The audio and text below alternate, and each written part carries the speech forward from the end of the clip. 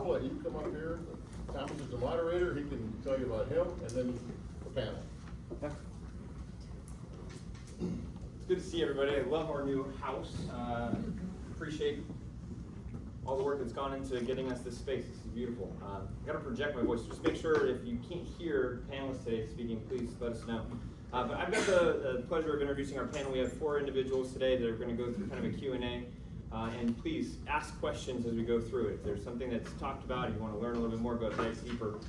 So first off, we've got Steve Levinson. Steve is the founding partner and Georgia Bar member since 1989. He spent over 3 decades in business law, acquisitions, and dispute resolution.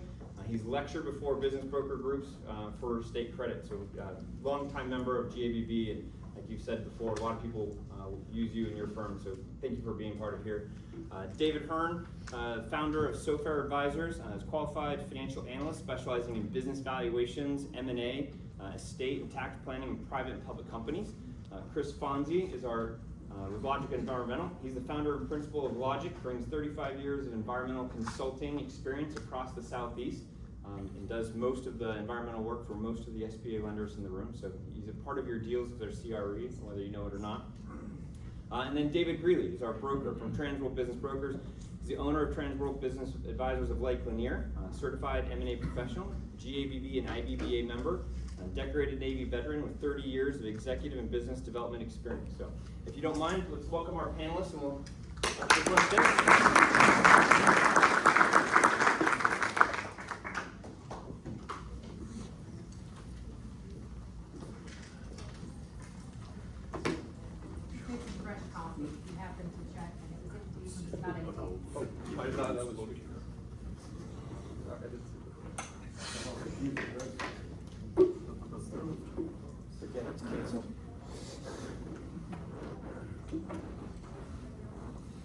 Excellent.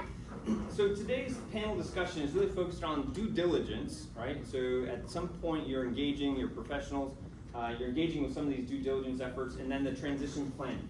And so if we look at kind of the life cycle of a deal, this is part of that middle component, but it's a key part of all of these different transactions that we're a part of. And so we'll start off with kind of general questions, and this is for everybody, and we'll just kind of go down the path here. So Chris, we'll lead off with you.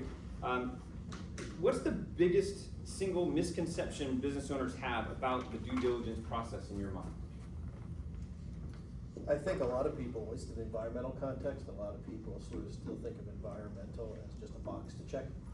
I think come back to this over and over again, and honestly, time is the biggest enemy. I don't see anybody, lenders, brokers, really anybody, putting the kind of planning into environmental that we put into the other exit strategy elements, which is a shame, because most environmental stuff is solvable. It's more a matter of time than money, but leaving it to the last minute is always what creates the problem. Excellent. Okay, excellent. David? So one of the biggest parts of our job is to educate the sellers about their business and most specifically how to market it. And part of that process is the due diligence that has to occur.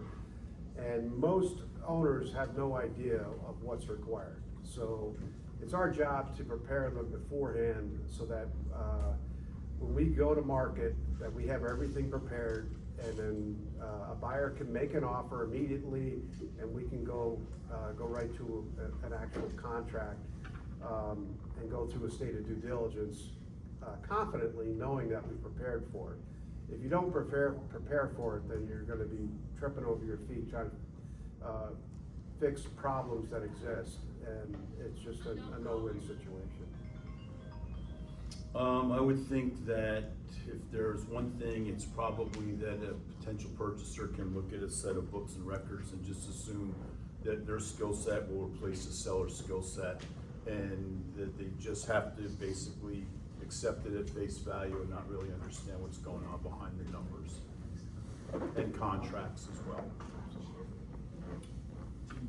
So for me, the biggest misconception I would think of is I see owners who want to have their cake and eat it too. So they think that they can show the world that their valuation for tax is zero, and then they come to you and their valuation is millions of dollars. And so there's a misconception between what they do over here and what they do over here, right? And eventually, through due diligence, this is all going to come out.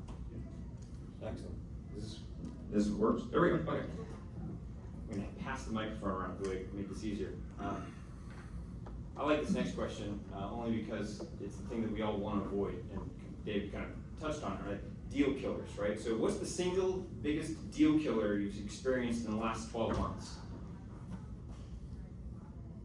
Last 12 months. You almost have to eat the microphone. Okay.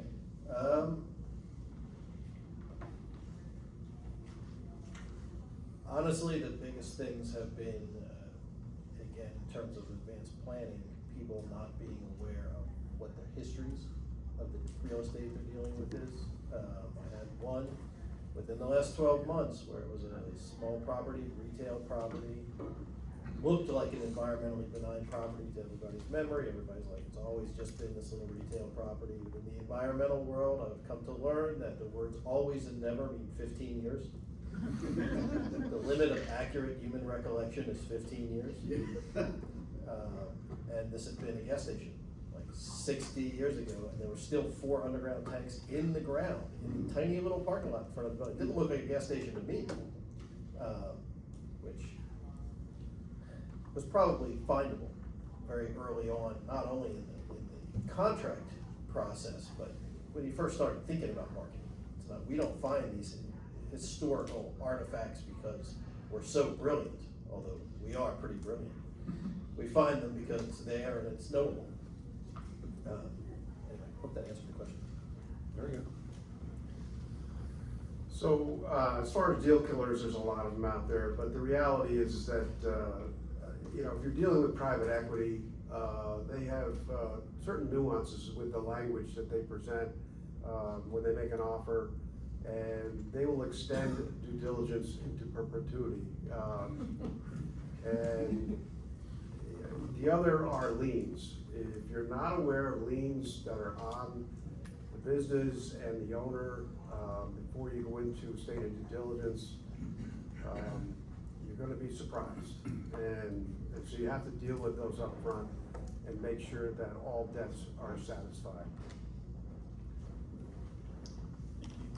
I was going to say client concentration or customer concentration being too high with one particular customer of a business, but I'm gonna follow up on what David just said because we're having some struggles with EIDL loans.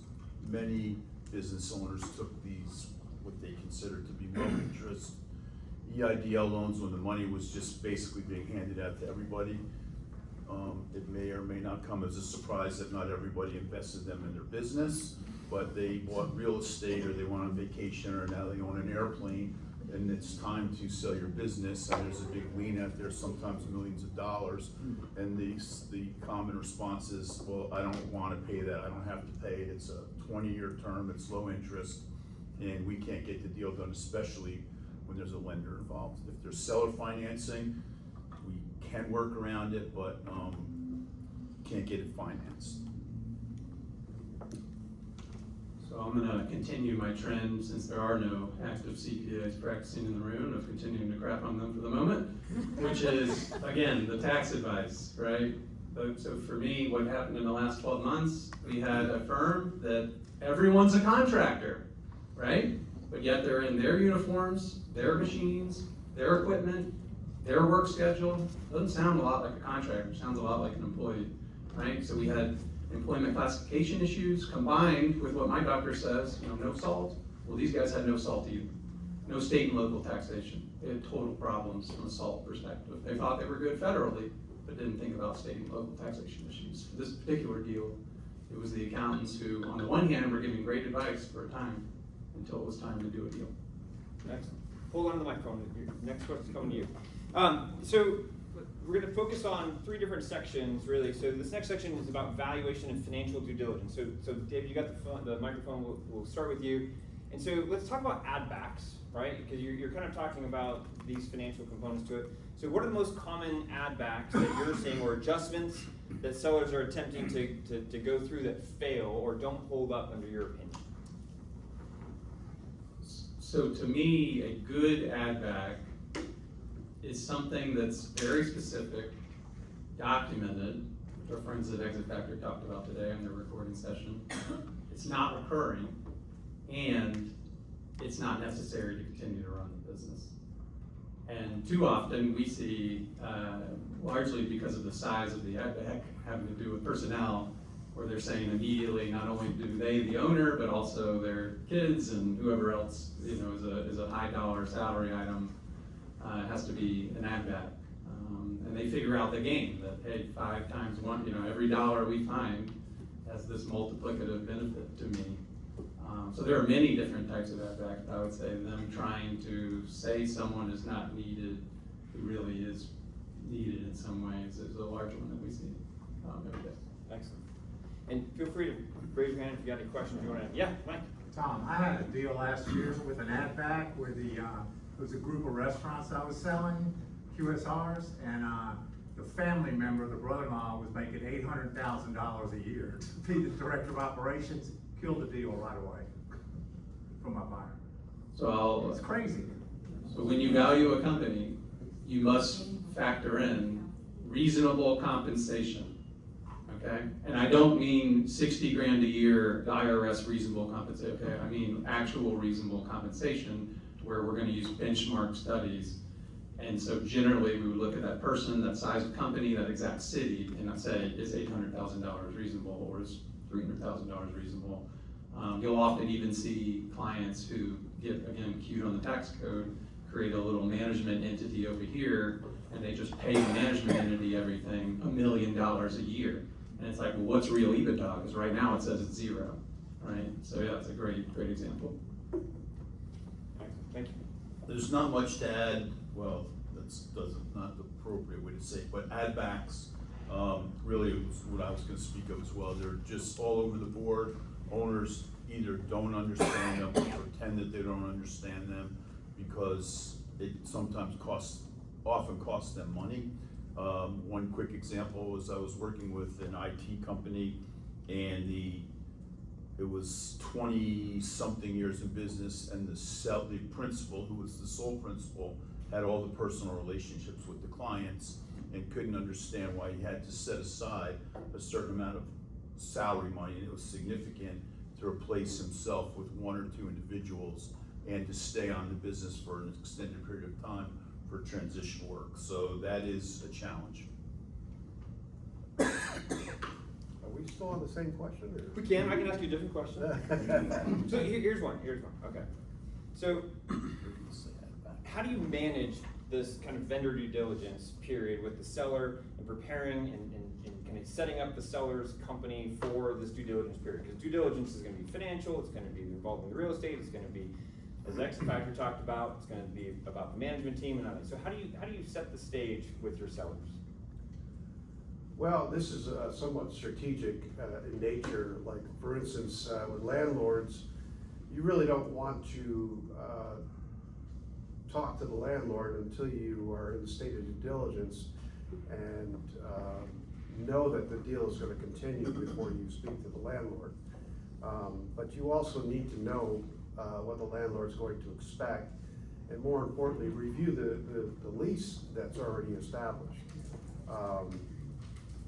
The other is, contract or pricing reviews when it comes to vendors is very important to ensure that, the buyer knows that they have to make application and qualify to utilize the same vendors that are being used, as well as the price points that, the seller is enjoying may not be the same when a buyer comes into play. And the rest of it is all about discretion. Is to know when to speak to each and every one of these. So, what? You want me to speak about ad backs? You want to, Chris? I thought it was saying it was a tramp stamp. Well, here, so David, carry the microphone again. So, for some of the new brokers in the room, and from the old brokers and all the bankers and everybody who's staring at numbers, one of the biggest questions, and I'd like to hear from a few of you on this, is part of this discussion is working capital, right? And so pegging that working capital. And so, David, from the broker perspective, how do you work through kind of getting that in the LOI or trying to nail down that working capital number? Steve, when would you institute that in the LOI process? And David, love your ideas as to what that looks like, because working capital as a part of the price, working capital included in the price, and that due diligence, that function. So as you're setting this up and preparing for bank due diligence and financial due diligence and drafting up the LOIs and the purchase sale agreements, that working capital component as kind of bridging the gap between what a seller wants to have and calculates and runs it in and what the buyer is having. That's a common conversation that is a lot of debate. Yeah, so working capital is different for different sized businesses. So in other words, if the business is, a $10 million sale, it's a different component to a smaller sale. Smaller sale is working capital is what the buyer needs to expect to spend on a monthly basis to continue to operate the business. And, that is a calculation that is developed with the seller early on in the process, so we understand what the working capital is. But that may change depending on who the buyer is. If it's a strategic buyer, it could be completely different from a new buyer. So, that component can change. The expectations of a buyer when it's a smaller deal is that they're just gonna have to pay the working capital themselves and or have it factored into the lending that they're employing to purchase the business. So SBA will provide that calculation typically when they're doing the term sheet. And beyond that, it's a negotiation, and it's between buyer and seller. I think David's pretty spot on with all that. It's a pressure point with sellers because in their mind, they come to the table with a net expectation of what they want to leave the table with.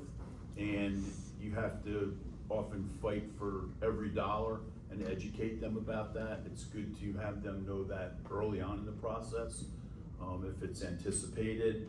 And of course, as you said, all the lenders in here can vouch for this. Some heads are being shaken right now affirmatively that they, in order to get the loan, there's a requirement or an expectation that the purchaser's gonna have enough capital, they won't be undercapitalized on day one and be set for failure, that they have enough money to fund their business while they're getting knowledgeable and the transition training's going on, or for a cycle of when a receivable becomes, when it gets paid, accounts payable, AR, one full cycle, sometimes is sort of our mindset when we deal with those things.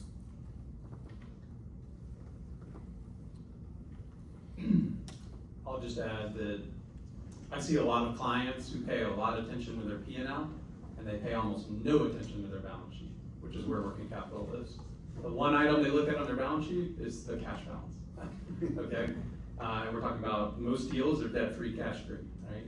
When you value a company, it needs to have a normalized level of working capital, which may or may not be how they've been operating, if the rest of their industry is operating at a different place. And since we have attorneys in the room, the top two things litigated post-deal that most of you are not gonna have to deal with, earn-out dispute is number one, they get the gold medal, congratulations. Number two, working capital dispute. So when we deliver valuations, whether certified or informal, it's amazing how many clients want to skip and go right to the answer, and they miss the entire line about working capital surplus and deficit. So they really do need to do a 2-year intensive monthly deep dive, because sometimes annual periods can disguise what's going on monthly and seasonally.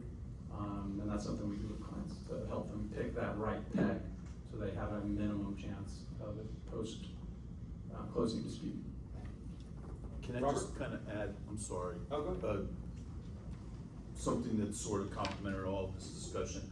The gentleman that spoke earlier, all of those of you who do exit planning and strategy, it's a very important resource for brokers, and it's something that sellers can benefit from. But as I said earlier, sellers come with an expectation at the bottom line, and they're oftentimes adverse to paying extra fees.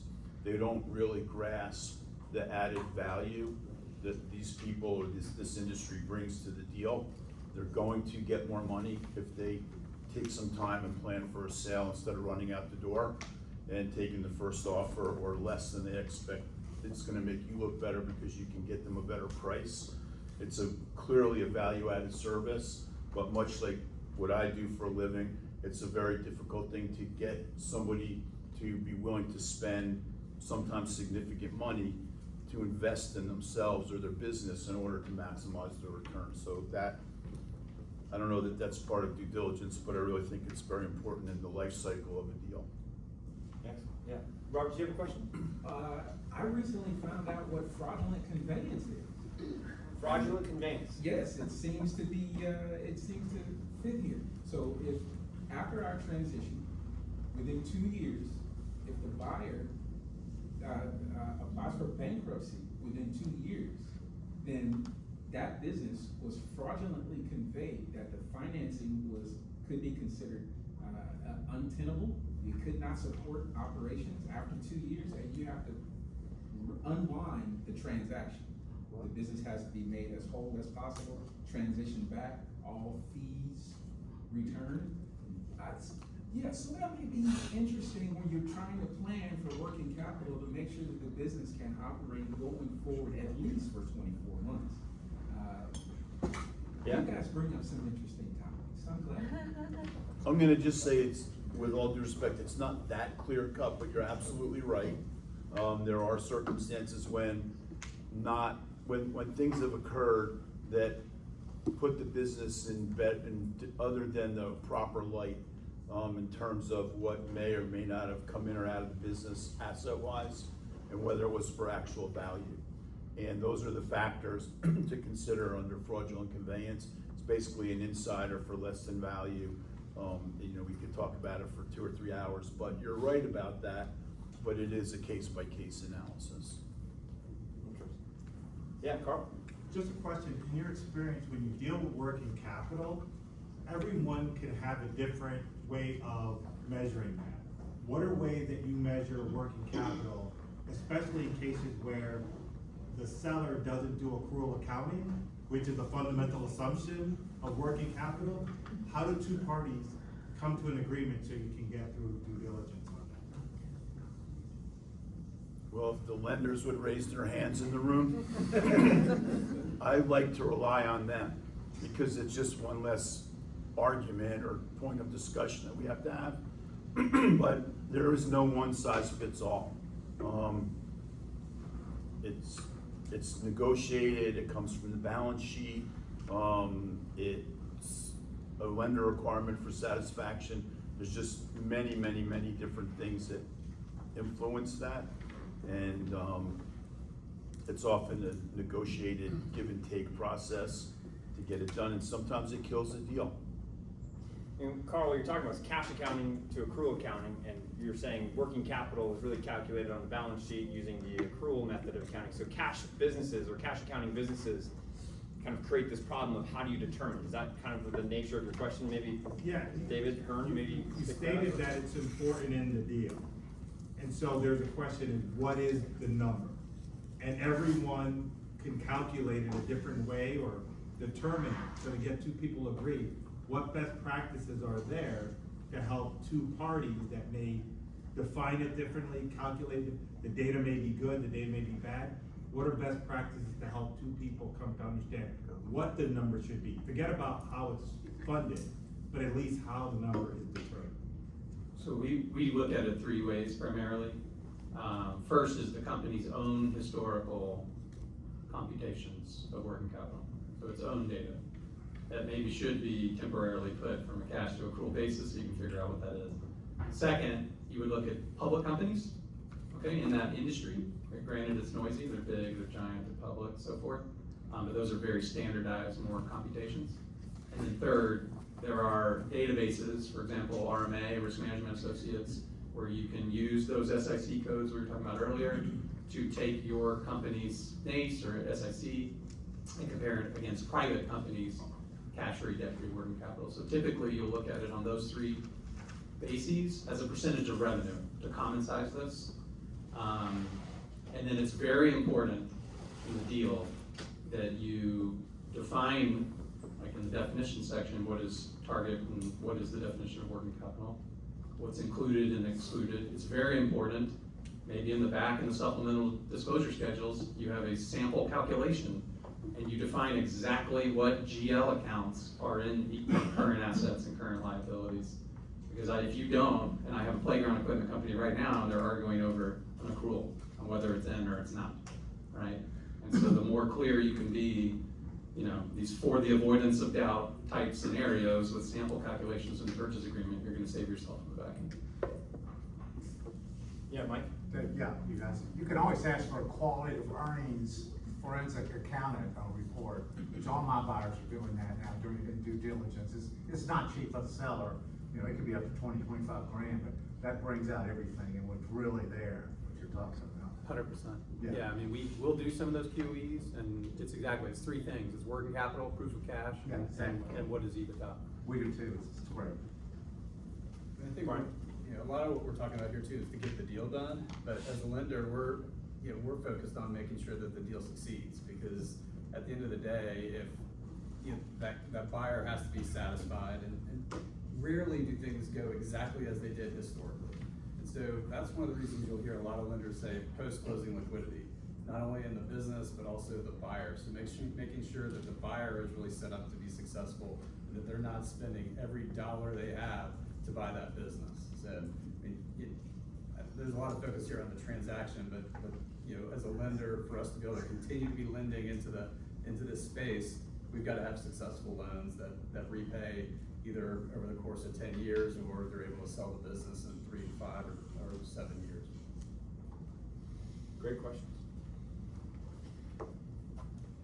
So, David, you got the microphone there. So let's talk about customer concentration and or kind of vendor due diligence, right? So as you're looking at a business and you're looking at customer concentrations, and how do you factor that into, I guess, the due diligence process or vendor management, the suppliers or the vendors? You talked about landlords a minute ago. You know, when do you go down and how do you look at all of those moving parts related to the transaction and calculating or disclosing or working through that with buyers and sellers? Well, specific to customer concentration, that's part of the early discovery process that we go through when we meet with the seller to fully understand, you know, what customers they're working with and do they have a strong concentration with one or more. That in and of itself is a deal killer in most cases when it comes to lending in particular, because lenders don't want to see heavy concentrations with one customer. And again, as far as vendors are concerned, it's really about metering it out. Number one, you don't want your vendors knowing what you're doing until you're pretty darn close to the finish line. And we typically don't reach out to vendors, landlords, during the stage of due diligence. It's after it's completed to ensure that the deal is going to continue.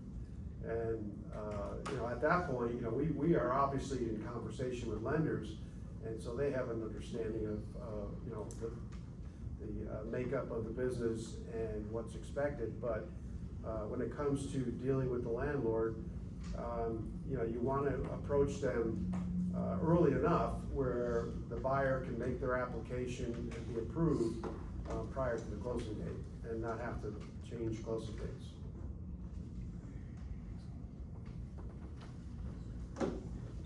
We can keep going, or we can ask a new question?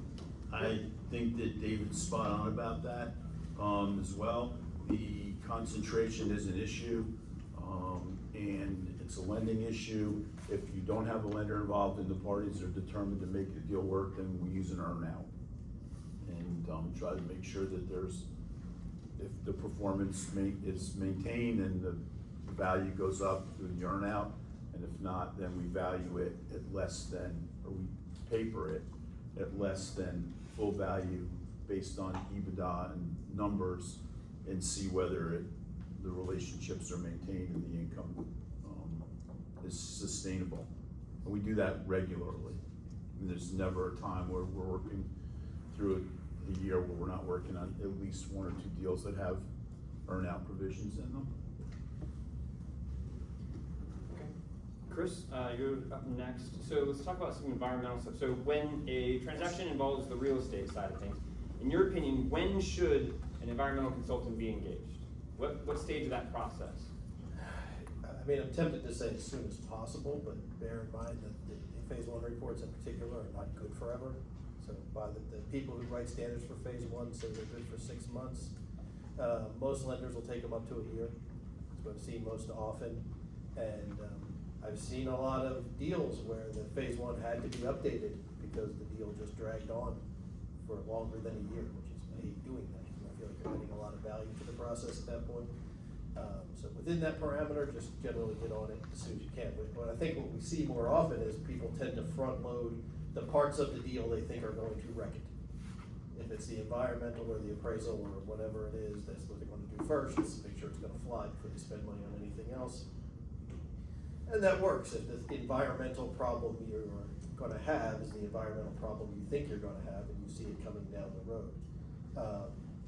I will also say, in terms of timing, I don't know why people don't do this more, but if you have a listing, you have a property, even if you don't have it under contract, especially if you're expecting it to be a short due diligence period, you can bring in somebody on the seller's behalf just to do a little triage, right? Just to do troubleshooting and ask the kind of questions that are going to come up in the environmental process, so you have time to solve them.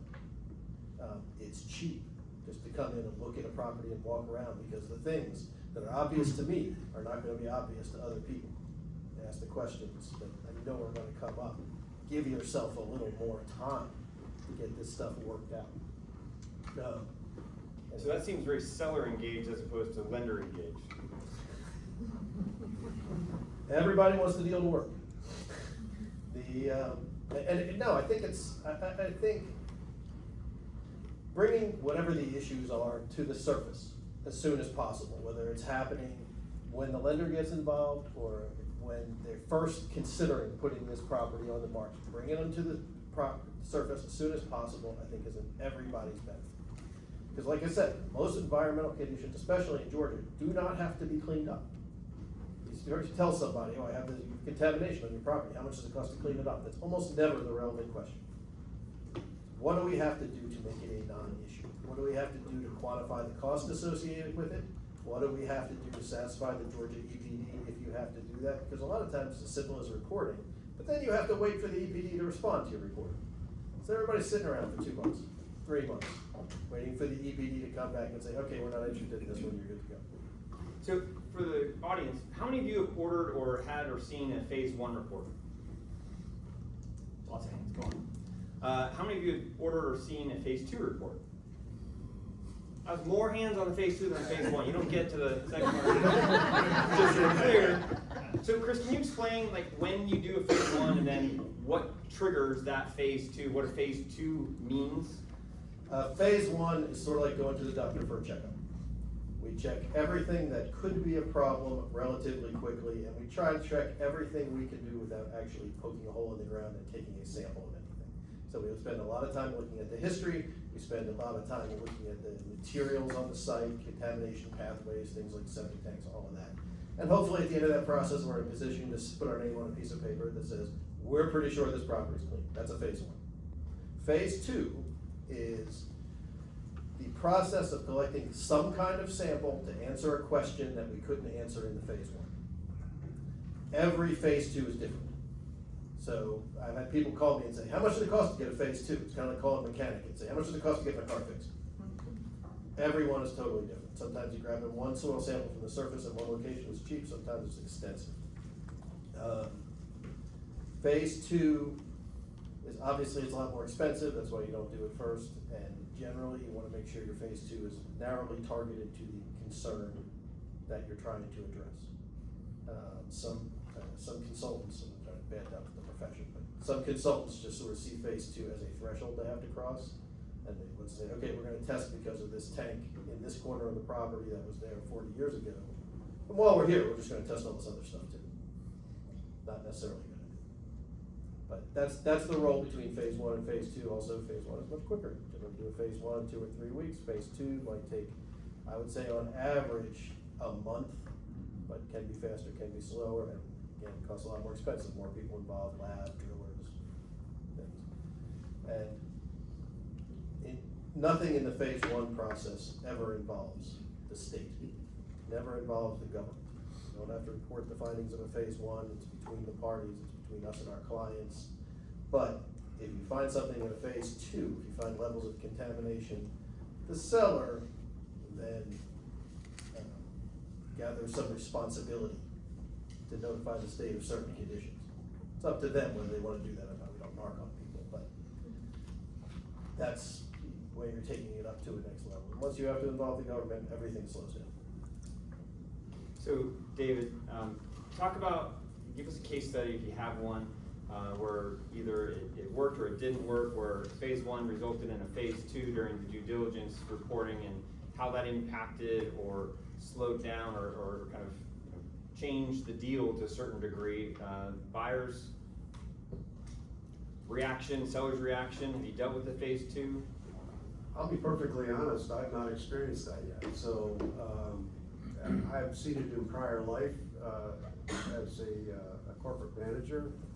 And, this was back in 1999 going into 2000 where, there was a federal mandate to remove all underground tanks and, they had to be double walled or contained. And that was a nightmare back then. And everybody's digging holes in the ground all around you because they waited till the last minute to do it. So there's certainly a lot of them out there that are waiting to be discovered. And as Chris has alluded to, the E1 or environmental study that's done initially is all historic documentation to ferret that out. To have to go into the ground, as he said, it's an unknown quantity because you don't know what you're going to experience when you start digging in the ground. So, my suggestion to all owners when I do sell property is do you have a full understanding of what you've got, and have there ever been any underground tanks in this property? Yeah.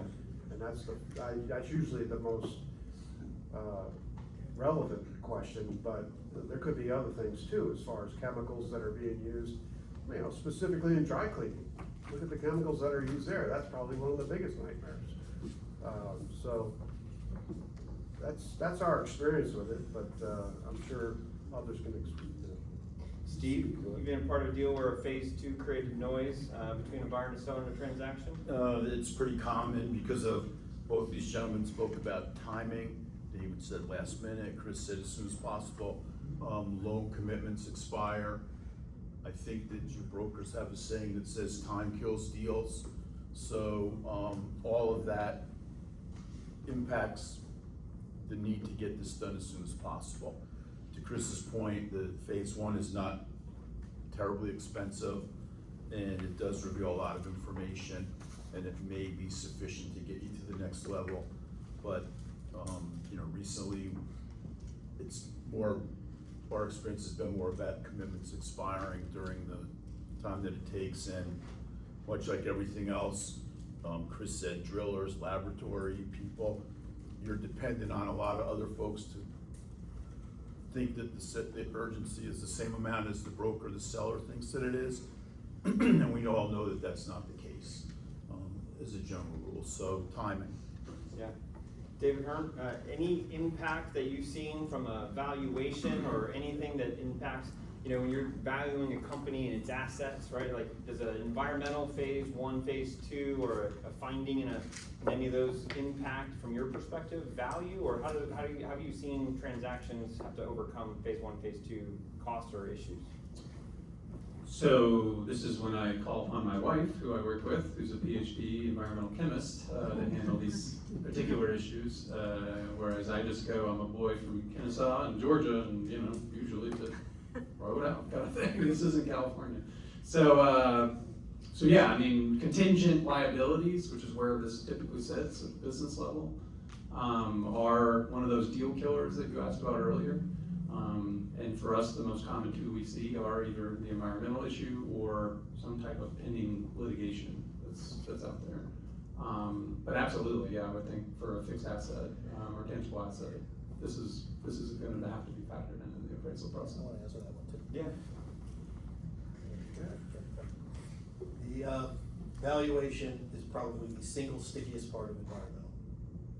It is almost impossible to look at an environmental problem and say, this is how much it's gonna clean it up, unless your cleanup involves digging up 3 square feet of dirt, putting it in a real ground.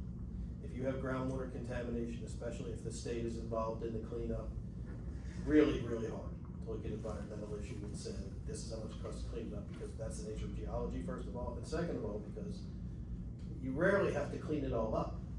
And how much you have to clean up is an ongoing discussion you're going to have with the government agency regulating the cleanup. It's like being in litigation.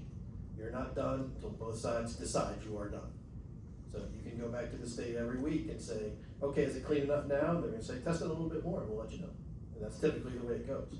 So on the front end, when you're looking at a groundwater cleanup problem, is something like that at any magnitude at all, really, really hard to estimate it, and it's like pulling teeth to get an environmental guy to tell you how much it's gonna cost, because they know that a lot of things can change underground. Usually, to put a deal together, everybody wants one of two things. They want the problem gone, they want it cleaned up, or they want the financial aspect of it taken off the table where the parties are concerned. Parties being buyer, seller, the lender, SBA, whoever's involved in it, which sometimes you can do through some combination of like underground storage tanks. A lot of states in the southeast, including Georgia, have trust funds. And they will pay pretty much the entire cost of cleanup after a deductible. Once you get the trust fund secured, then you don't have to worry how much it's gonna cost, because nobody's paying for it. You just have to make sure it's gonna happen. You don't have that for dry cleaners, but there's a mechanism like that, also private insurance, also indemnification to a certain degree, things like that can help. But that's the path through, is to try to take the liability for it off the table somehow, rather than trying to fix the price to it.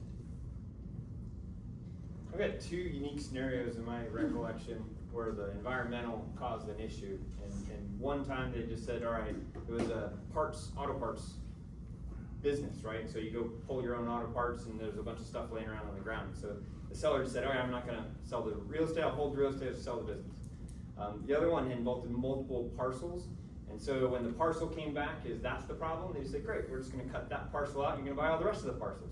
And we'll just do something else on the transaction. So it's an interesting thing, it does pop up, but it derails kind of the timeline. And Chris, you kind of bring up, it's not done until all the parties say it's done, and it's not really dirty until we test it again, and we come back and shake hands. So every situation on the environmental side seems to be a really unique situation, and the resolution is unique as well.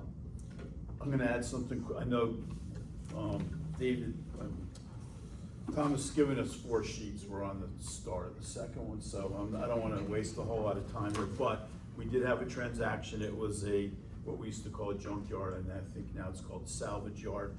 And we attempted what you said, don't sell the real estate. And as we got closer to closing, and we're almost there, it turned out that the use was grandfathered in, and Cobb County wasn't gonna allow the purchasers to have that land use once the sale occurred. So we had to back up and deal with that, because we would have had a buyer that owned a business that they couldn't operate on the property. Not only that, but then they'd be stuck with all the remediation costs. So it's a tricky issue. Yeah. It's also tricky if the buyer and the seller are in the same business, because then you have an issue if some environmental issue is identified 5 years later, who caused that? I think it just falls under, they didn't check in due diligence well enough. Yeah, unless it was caused 2 years after the sale. Then it's not. These environmental issues, we test it, they don't have timestamps on them though. We can look at a sample and we can have a vague idea sometimes based on the profile that we're seeing, but generally, you don't know when the release happened. So if somebody tests it later on, is it new, is it old, something they didn't disclose, they knew about? It's hard to prove. It's lots of litigation, very expensive. So let's switch gears to transition plan. So as you're in the due diligence process and you're talking through the vendors and the customer concentrations, to everybody, right, that you've been a part of a transaction. So what's the #1 friction point that's caused a transition to fail in your mind or your experience? So as you've been part of a deal, the transactions happened, and as you're putting the transition plan didn't go as planned, and something derailed. I like the war stories components to it to a certain degree. Does anybody have a story where the transition didn't work out as planned?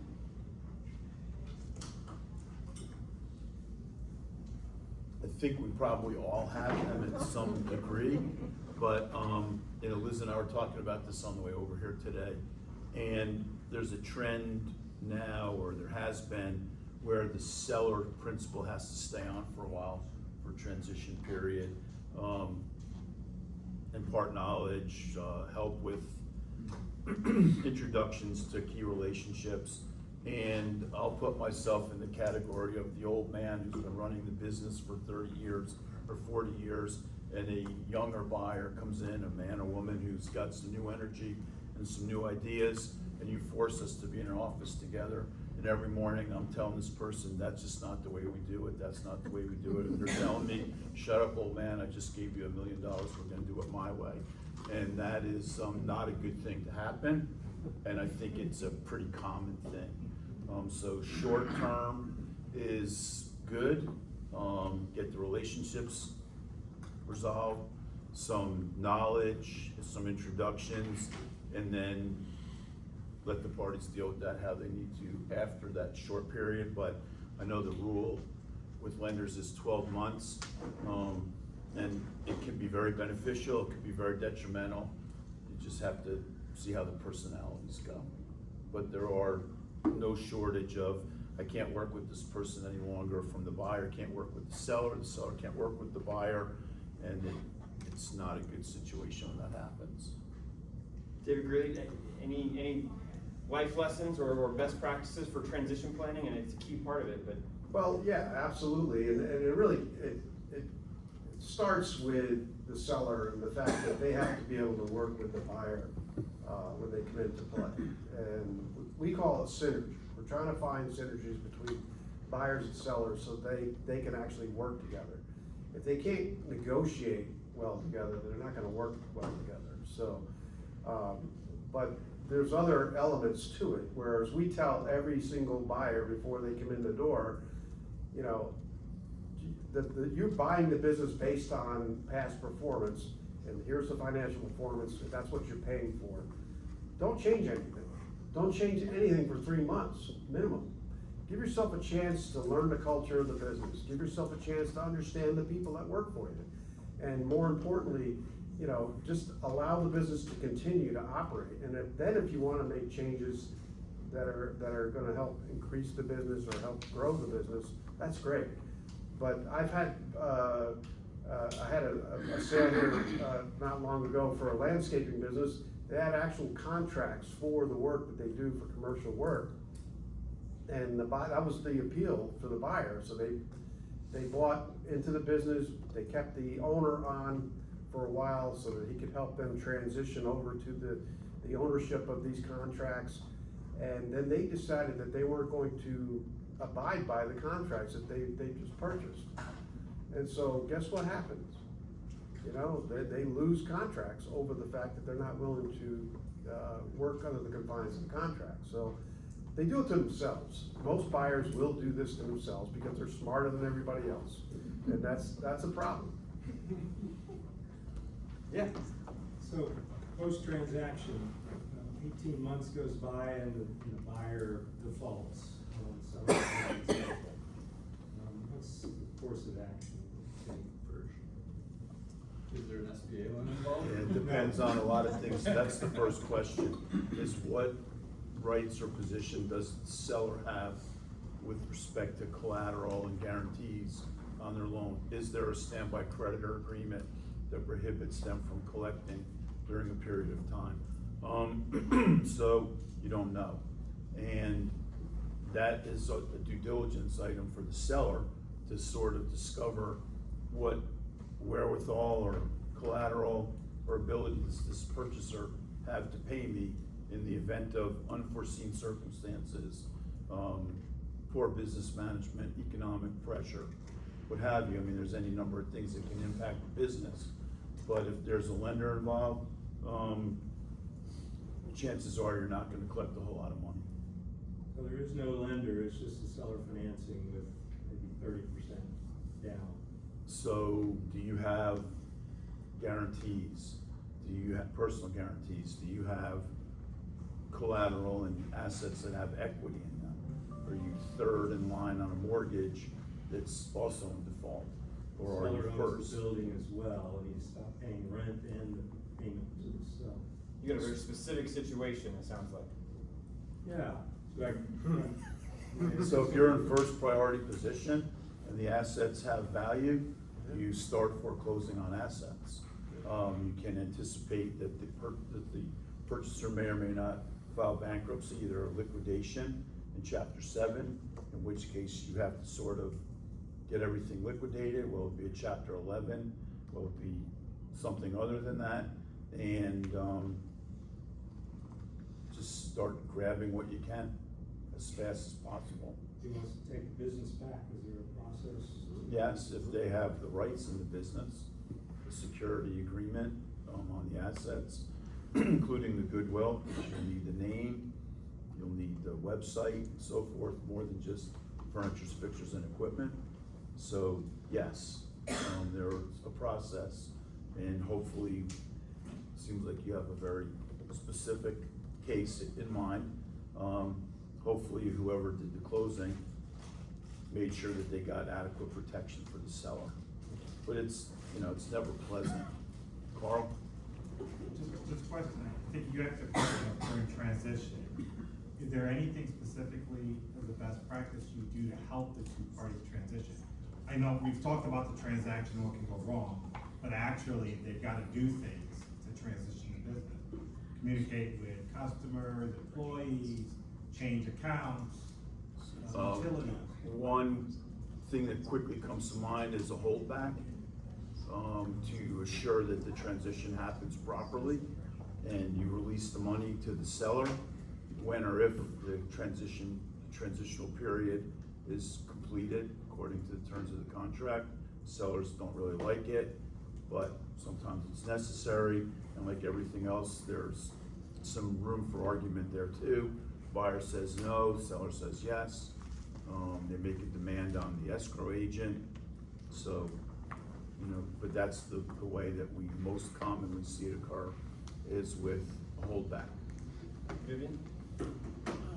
That going back to the scenarios that you talked about again with the transition, it sounded like what both of you were talking about was how were they related to owner dependency or key employee dependency? And then how often do you normally see that during your transactions? And basically at what point during the transaction does that become a risk? I think that by and large, it's not a problem. That most of the time, the parties are on the same page and they can work it out. And, there's somewhat of a common goal. The seller wants a buyer often to be successful because they have skin in that. They created a business, they created value, they're proud of what they did, they want to see the legacy continue, so they do the right thing often. But there are exceptions to that rule, as there is with most everything. So on occasion they get sideways with one another, and it just really depends on who we represent, if anybody, on how we get involved. But there are often times it's just the cost of litigation exceeds the value of the controversy, and that's just an unfortunate reality of business. So sometimes it's just everybody just gets upset with one another, the relationship terminates, and they go on. But if it's of significant value, then they have to engage counsel or find a way to get it resolved. But there is no one right answer. But part of the value that the seller receives is for that transitional training. That's part of the legal consideration. So they do have an affirmative legal duty to provide the training, and they have a million excuses sometimes why they're not going to, but by and large, it happens as it's supposed to happen. Yeah, Mike? My buyers usually, ask for the sellers to stay on 1 to 5 years with a competitive salary, of course. And then, sometimes they ask for earnouts, to work on an earnout deal in the LOI, which keeps the buyer, the seller engaged also. So that's true, but you can't borrow SBA money like that. Oh, yeah, 12 I months. agree, you're right. SBA's got their limit, I believe. It's great. Yeah, you might be out of that, above that space, but, So, kind of on the subject of transition planning, is there a best practice or a recommendation? I know it's business by business, but as a rule, you walk into a situation, is there a best practice for how long a seller should stay a part of to then transition? Is it that 1 year that you're talking about that's a max? Is it the longer period? Is it is there recourse? Is there anything that you've got, Steve or David Greeley, that you'd recommend or that you want to walk in with and saying, all right, here's what you'd like to see? So what you're referring to is, what does an ideal post-closing transition period look like, and how do you legally protect the seller who stays on as a consultant? Is that correct? Sure. Answer that one. Enthusiastic buyer and seller seek to maintain the staff and grow the business. Basically, buyers and sellers, when they get together and make a deal to buy a business, you'd like to think that they're gonna work with each other and do well. And you've gotta look at employment or consultative agreements for the seller to stay on. We typically like a consulting agreement because it doesn't really tie the seller down to a specific schedule. They want that flexibility, and the amount of money that the buyer is going to pay for their engagement long-term should hurt. It should be enough where they can learn to do it on their own, or if they bring them in, it's for a short period of time. Because once a seller sells a business, they just want to go off into the sunset and do something else, and they don't want to be thinking about that business any longer. So to expect that a seller is going to stay on for a long-term time frame is quite a challenge, and there's always challenges between the buyer and the seller. So I just think there's no hard and fast rule. Depends on the complexity of the business. If you're selling a food truck, you might need a weekend at a festival. And if you're selling a manufacturing facility, multinational, then you're gonna need years. And so it's again, part of the negotiation. And to David's point, you want it to probably be as little as possible, but many of us in the room have been involved with deals where the seller sells because they had a life event, a divorce, whatever, and they need to generate capital and they want to stay on in the business, but they need to leverage their value. So it just really is a case-by-case basis. Yeah. We're running out of time. Yeah. We found out it's always negotiable Yeah. with the buyer and the seller. We found that out. I've got one last question, but I want to open this up to the floor. Does anybody have a burning question that you'd like to ask of our panelists before I ask the last one? Not a question, just I guess to add on to the consulting period, of course, if there's an SBA loan, there's gonna be limitations on how long that period can last anyway, so that's always good to know as well. So for every panelist, in one sentence, so no question. What's the best piece of advice you can give any business broker in the room to help their clients and essentially keep the deal moving forward through the due diligence process? One best piece of advice that you've got in one sentence. You're asking a lawyer to do something. One in sentence. sentence. Or Chris can start if you don't want to. Go ahead, Chris. I didn't actually print out a copy of the questions because I wanted to be surprised. Encourage candor. Encourage candor from your clients. Because I know at least for environmental stuff, people like to play things very close to the vest. They want to know when they have to. They want to hope things don't come up. It's always going to come up. It's always going to be a problem later. Just encourage them to be forthcoming at the front end. A lot of semicolons in that sentence. So certainly to add to what Chris just said, which is very important, and it's part of what we talk about, is preparation for transparent discovery begins during the first meeting with the seller. In other words, you have to go in and sit down with that seller and be very candid with them, that this is a process. And you're gonna have to work through this process with us, and you're gonna have to be honest, about the answers, because if you're not, it's gonna come out and it's gonna, screw the deal up. So if you can be honest and present everything in the fashion that we ask, then there's really nothing left to be discovered. And that's what you want, but you don't want surprises at the 11th hour. So I once got a terrible grade on an English paper because my run-on sentence was longer than David's.